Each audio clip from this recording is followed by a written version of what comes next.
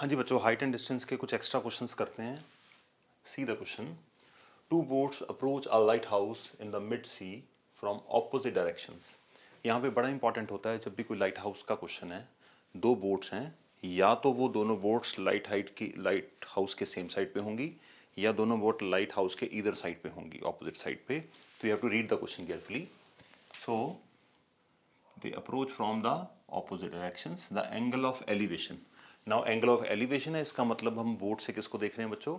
Light house के top को देख रहे हैं। तो लाइट हाउस के टॉप को देखने के लिए हमारी जो लाइन ऑफ साइट है, सी से अगर सी और डी बोट मान लें तो सी से ए तक लाइट हाउस के टॉप तक और डी से ए तक। So the angle of elevation of the top of the lighthouse from two boats are 30 degree and 45 degree. तो ये मैंने डायग्राम यहाँ पे ऑलरेडी बना दी है। 30 डिग्री और 45 डिग्री के दो एंगल आपको दिख रहे हैं। Distance between the two boats is 100। इसका मतलब सी से लेकर डी तक का जो डिस्टेंस है वो 100 मीटर है। यहाँ पे आपको ध्यान रखना होगा कि हमें we have to work in the right angle triangles only. Right angle triangle हमारे पास लेफ्ट साइड पे एक राइट एंगल ट्राइंगल है, राइट साइड पे एक राइट एंगल ट्राइंगल है। तो यहाँ पे होल लेंथ 100 है, तो होल लेंथ हमारे काम नहीं आएगी। हमें होल लेंथ को दोनों ट्राइंगल्स में डिवाइड करना पड़ेगा। दो ई मिड पॉइंट नहीं है, इसलिए हम क्या करेंगे, इस पार्ट को x मान लेते हैं, ठीक है, और इस पार्ट को 100 माइनस एक्स मान लेते हैं।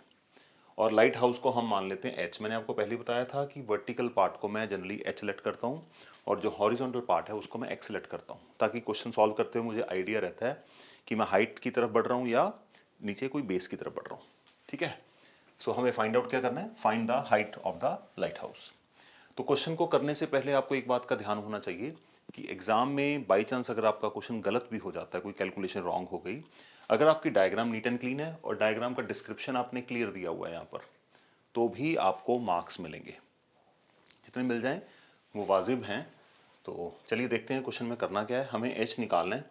एच निकालने के लिए पॉसिबिलिटी तभी बनेगी जब हम एक्स निकालेंगे। एक्स कैसे आएगा, हमें दो इक्वेशंस बनानी पड़ेंगी, क्योंकि यहाँ पे दो वेरिएबल्स हैं। इस ट्राइंगल में से कॉमन वेरिएबल देखिए, दोनों ट्राइंगल में से दोनों कॉमन वेरिएबल एच को लेंगे। तो इस ट्राइंगल में एच की इक्वेशन बनाएंगे और उस ट्राइंगल में भी एच की इक्वेशन बनाएंगे। चलिए ट्राई करते हैं।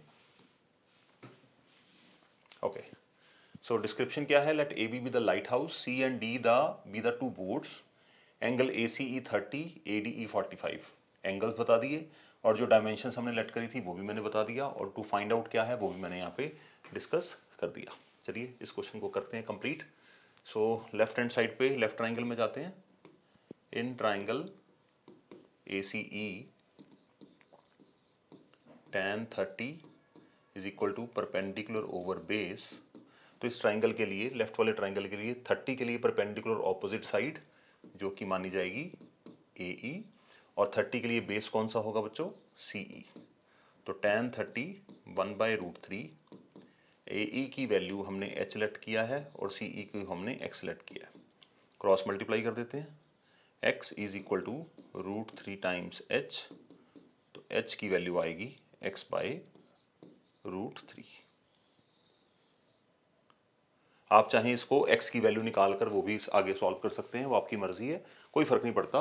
बट मेरी जो पर्सपेक्टिव मेरा रहता है कि दोनों ट्राइंगल में जो कॉमन साइड है बस मैं उसी के साथ खेलता हूं। दूसरा ट्राइंगल देखते हैं। अदर ट्राइंगल, इन ट्राइंगल ए डी ई,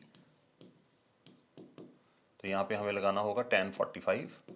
बच्चों मैंने आपके साथ पहले भी डिस्कस किया था, जब हम tan यूज करते हैं 45 डिग्री का, इसका मतलब ट्राइंगल आइसोसेलेस है। तो आपको मेंटली सोचना आना चाहिए। तो परपेंडिकुलर 45 के लिए परपेंडिकुलर कौन सी होगी,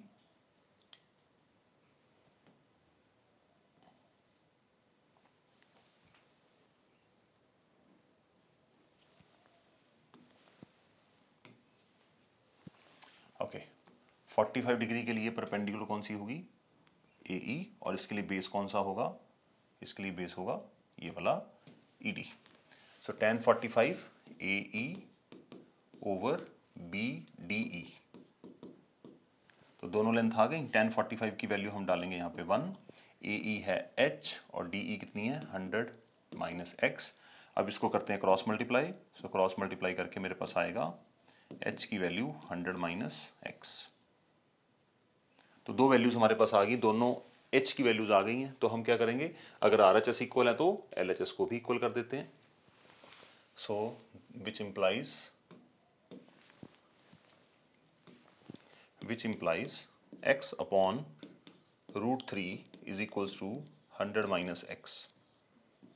क्रॉस मल्टीप्लाई करते हैं, x comes out to be √3 times 100 minus x.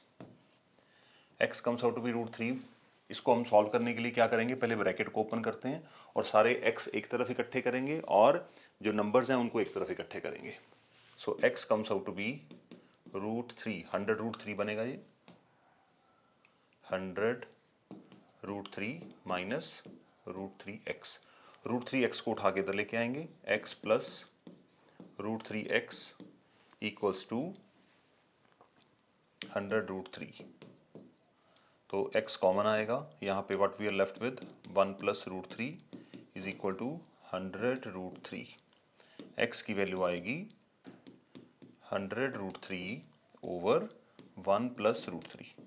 अब देखिए यहाँ पे 1 प्लस √3 है, आप 1 प्लस √3 भी लिख सकते हैं, √3 प्लस 1 भी लिख सकते हैं। तो जब भी हमें यहाँ पे रैशनलाइज करना हो, कोशिश करिए कि बड़ा नंबर आगे रखिए। तो मैं इसको इस तरह से लिखूंगा तो थोड़ा सा ज़्यादा बेहतर लगेगा, √3 प्लस 1।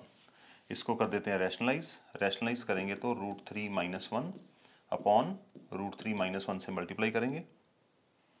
आगे इसको सिंप्लीफाई करते हैं, 100 √3 इंटू √3 300 माइनस 100 √3 अपॉन ए स्क्वायर माइनस बी स्क्वायर। तो यहाँ पे आएगा 300 माइनस 100 √3 अपॉन √3 का स्क्वायर 3 माइनस 1। तो ये फर्दर और आगे सॉल्व होगा, 300 माइनस 100 √3 अपॉन 2 को आप दोनों के साथ डिवाइड करेंगे, you are left with 150 minus 50 √3। तो 150 में से 50 √3 हमें करना होगा माइनस। अब हमें क्वेश्चन में देखना है क्या रूट की वैल्यू कुछ दे रखी है। जब भी आपने क्वेश्चन में वैल्यू पुट करनी है तो रूट की वैल्यू के ऊपर आपको सोचना पड़ेगा। √3 माइनस 1, तो इसका मतलब डेसिमल्स में है तो रूट की वैल्यू गिवन नहीं है, तो रूट की वैल्यू हमें अपनी तरफ से खुद ही डालनी पड़ेगी। तो 150 माइनस 50 इंटू 1.732, तो मल्टीप्लाई करते हैं इंटू 50। सो 5 से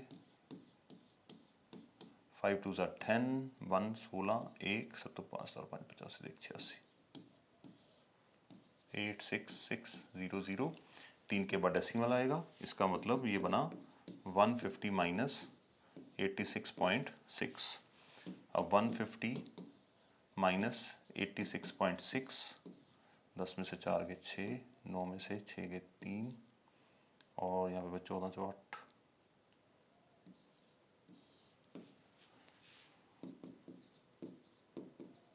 8, 40 मीटर। तो ये मेरे पास किसकी वैल्यू आई है बच्चों, I got the value of x। x आ गया 163.40। अब हमें निकालना क्या था, हमें निकालना है h क्या है 100 माइनस x, h निकालना था। Therefore h is equal to 100 minus x। 100 कितना है 63.4, जब इसको माइनस करेंगे तो हमारे पास आंसर आएगा 36.6 मीटर। तो यही therefore the height of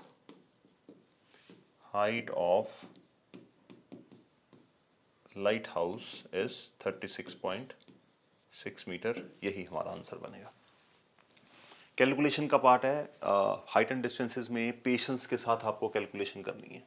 calculation हर एक क्वेश्चन में जो मैं सॉल्व कर रहा हूँ, आप कैलकुलेशन के पैटर्न को देखिए कि कौन सा मेथड ऐसा मैं यूज़ कर रहा हूँ जिससे एक फ्लो में मेरा क्वेश्चन चलता जा रहा है।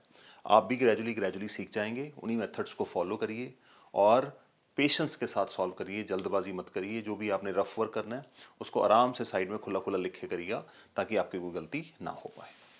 तो ये था इस क्वेश्चन का आंसर। नेक्स्ट क्वेश्चन देखते हैं।